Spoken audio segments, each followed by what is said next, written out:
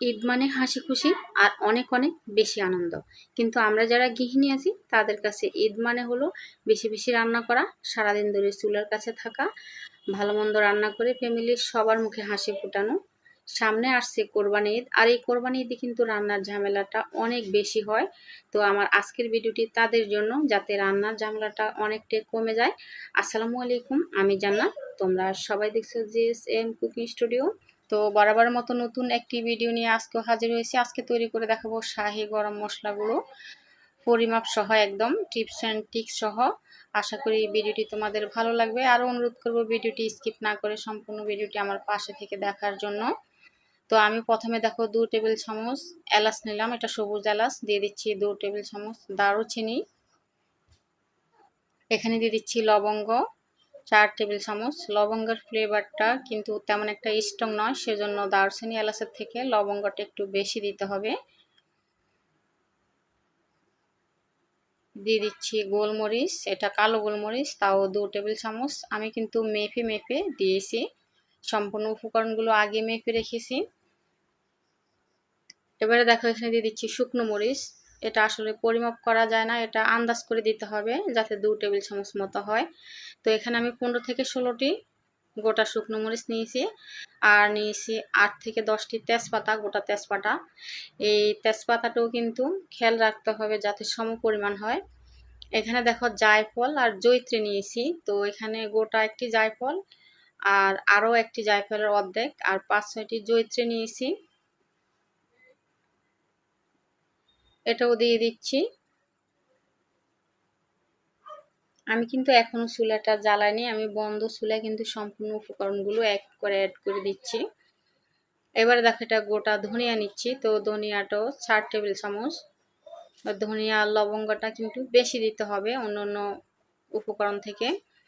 অনেকে কিন্তু জিরা দিয়ে থাকে, তো যেহেতু রান্না আমরা জিরা ব্যবহার করে থাকি সেজন্য আমি এখানে বাড়তি জিরা দিলাম না।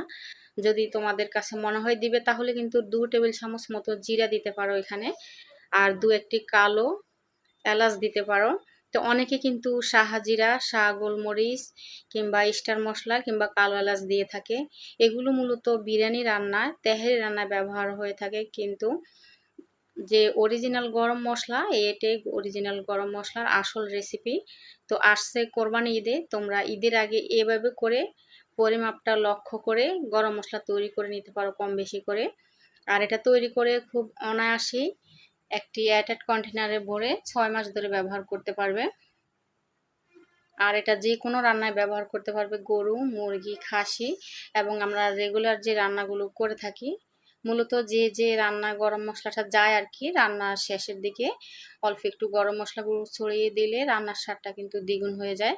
তো আমি চুলাটা লো টু মিডিয়ামের মাঝখানে রেখে একটু টাইম নিয়ে অনবরত নেড়ে মশলাটা ভেজে নিচ্ছি।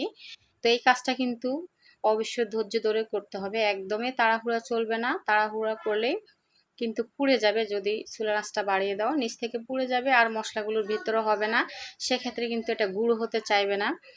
তো একটু ধৈর্য ধরে টাইম নিয়ে এটাকে ভেজে নিতে হবে। তো আমার কাছে মনে হলো যে মরিচটা আমার মুসমুসে হয়নি, তো আমি বন্ধ চুলায় তাওয়াটা যে গরম আছে সেই গরম তাওয়ায় আরও 2 মিনিট মতো মরিচটা নেড়ে নিয়েছি। তো আমার মরিচটাও ভাজা হয়ে গেছে, আর খুবই সুন্দর গরম মশলার একটি ফ্লেভার বের হচ্ছে, মনে হচ্ছে ঈদ ঈদ একটা ভাব লাগতেছে, যদিও ঈদের আরও 1 সপ্তাহ বাকি আছে। তো এটা ঠান্ডা হওয়ার জন্য একটু অপেক্ষা করছি, একটি বলে ঢেলে নিচ্ছি। এবার আমি যে কাজটা করব সেটা হলো, একটা ফলি নিয়েছি এখানে দেখো। তো গরম মশলাটা একেবারে ঠান্ডা হয়ে যায়নি কিন্তু, তো ফলে নিয়ে একটি বেলুন দিয়ে আমি এটাকে ক্রাশ করে নিচ্ছি। যখন আমরা মিক্সার জারে করে গরম মশলাটা গুঁড়ো করব তখন কিন্তু মিক্সার জারে যে ব্লেডটা সেটা যাতে ক্ষতিগ্রস্ত না হয় সেজন্য আমার এই ব্যবস্থা। আর গরম মশলাটা যেহেতু মোটামুটি গরম আছে সেজন্য ক্রাশ করতে খুব একটা টাইম লাগেনি, খুব সহজে ক্রাশ হয়ে গেছে।